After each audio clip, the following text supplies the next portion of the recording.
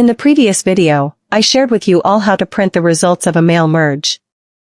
If you don't want to print it and want to save it as a PDF first, you can do so. The file will be saved as an individual file, meaning the mail merge data will be saved per page.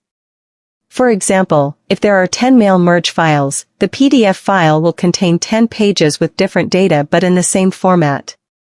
Want to know how? Watch this tutorial to the end to learn how. First, go to the Mailings menu, then select Finish and Merge and select Edit Individual Documents. Select All to display all mail merge data.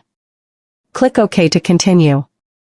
After that, a new document will automatically appear with the mail merge data separated into individual pages.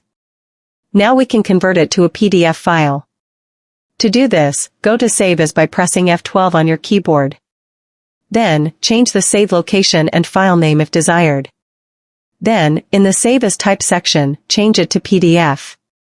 Then, click Save to continue converting to a PDF file and see the results. How easy was it? Hopefully, this tutorial is helpful. See you in the next video.